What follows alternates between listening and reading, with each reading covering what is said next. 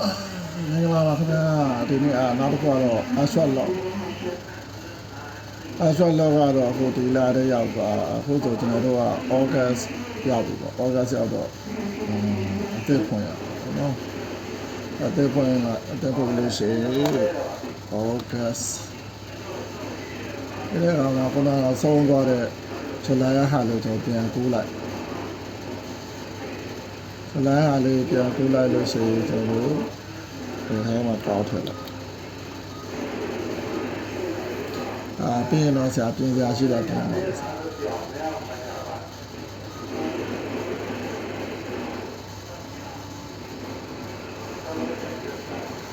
ကျွန်တော်တို့ကဒီဘက်မှာတိတ်ကလေးရှိတယ်ပေါ့နော်ဒီတိတ်ကလေးကတော့ဒီမှာအသက်ဆိုတော့ဒါလေးသွားပြင်ပေါ့ဒါဆိုရင်ကျွန်တော်တို့ရှေ့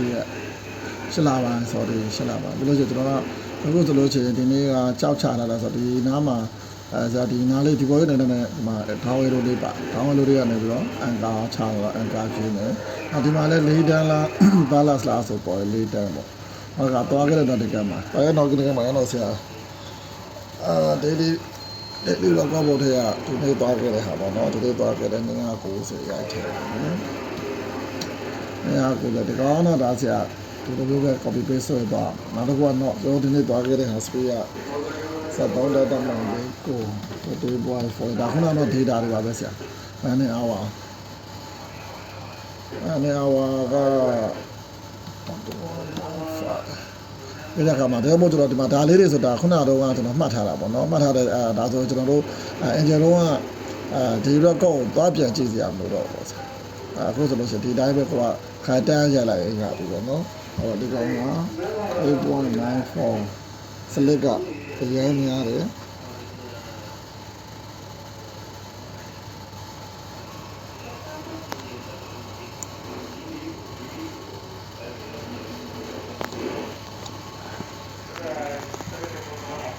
အဲ့တော့ဆရာဒီနားမှာရောက်သွားလို့ရှိရင်ဒီကောင်ဖြည့်တာပေါ့နော်ဒီကောင်ဖြည့်တဲ့အခါမှာခုနကတော့ကျွန်တော်ပြခဲ့တဲ့ဒီလိုမျိုး data လေးတွေစုထားမှာပေါ့နော်ဒီ data လေးတွေ F4 boiler ဆိုတော့ဆရာဒီလေးကျွန်တော်ကောက်ထည့်လိုက်တဲ့အခါမှာ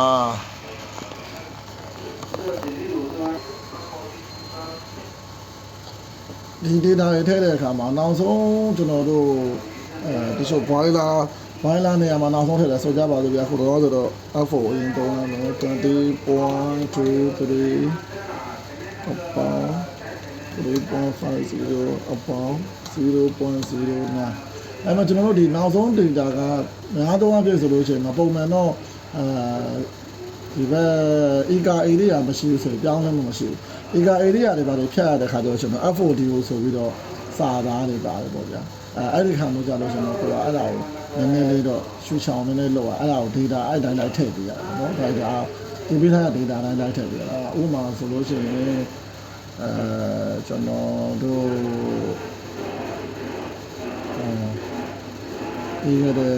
ဇူလိုင်လထဲမှာတွားထားတဲ့ဟာကိုပြန်ကြည့်လိုက်လို့ဆိုရင်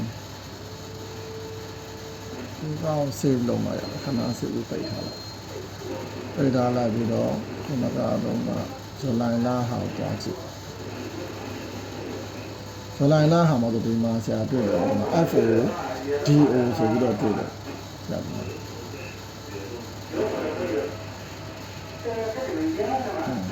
FODO ဆိုပြီးတော့သူက data ကစောစောနာပေးထားတဲ့ engine ကပေးထားတဲ့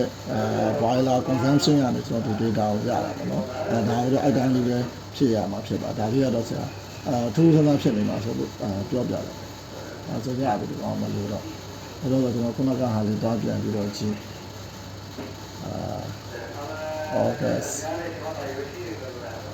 August ကခုနဒီမှာလေးခုန fresh water ကဒီတိုင်းလေးပဲကျွန်တော်ပြောသလိုပဲဆရာနည်းနည်းလေးတော့အလျှော်တင်းလေးလုပ်ပြီးတော့လာလို့ရှိရင်ရပါပြီဒီကောင်ကကြတော့တရား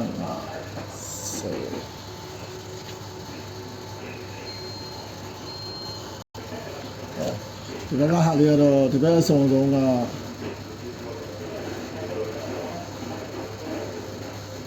ဒီဘက်ဆောင်တော့ remark ကတော့ဆရာထုံးစံတိုင်းပေါ့ဆရာ1 hour advance တွေပါရှိတယ်ဆိုလဲအဲ့လိုမျိုးပေါ့